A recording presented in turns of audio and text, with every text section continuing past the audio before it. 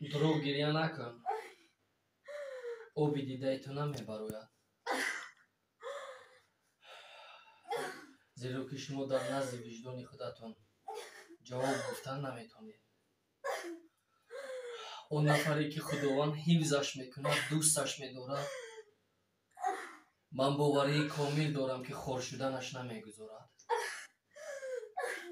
اینجا بشین اپا، اینجا بشین. دروغ گریه نکن میگم، آبی دیگر نمیبروید. شما دل ندارید. با جای دل درون سینه سنگ دارید. خاموش است اپا، خاموش است. همچون اکتور در زندگی هیچ کس بازی نکن. خاموش است اپا، خاموش است. میخواهی که به مشکلات از همینجا بر آمده روی؟ انیق میخواهی؟ خب راستش رو گردم. کی تو را به این راه دلالت نمود؟ گوش میکنم.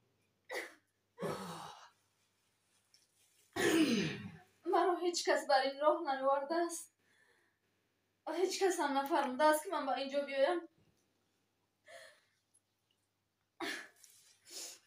شما در زندگی به من بسیار محقول بودید و من خواستم که در همینجا این کار رو با شما کنم. من تو را میشناسم.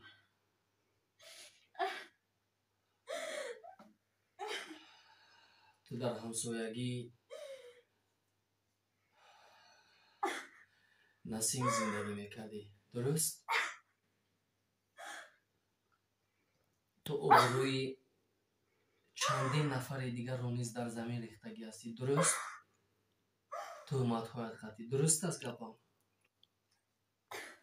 امروز میخواهی که امروز میخواهی که آبروی من رو نیز به زمین زنی. حقیقت رو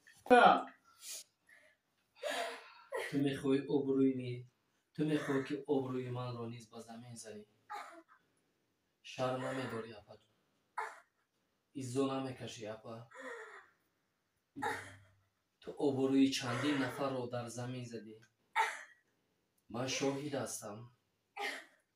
آبروی نسیم رو در زمین زدی. گویا که او با تو اپا، برای من مهم نیست که تو رو کی به این راه دلالت کرده است. بدونم که همه گپایی که ساخته و گفته هستم. مهم نیست. مهم اون است که خداوند مرا از شرمنده شدن با تو حفظ نمود. من تو رو میبخشم. من تو رو میبخشم تنها با یک شرط و خواهش میکنم در زندگی هر کس بازی نکن. فهمیدی گپی من رو؟ خوب شد است اکا جون. برآمده از اینجا لباس خود رو گرفته گم شو. برآمده از اینجا لباس خود رو گرفته گم شو. رحمت به شما که مرا بخشیده. تو وجدان نداری چی بخشیدن نبخشیدن. برآمده رو از اینجا.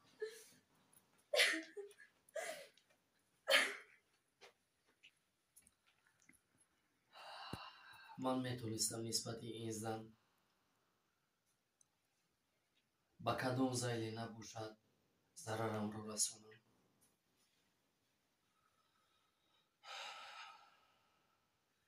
من میدونم تگی کاسه نیم کاسه ای هست.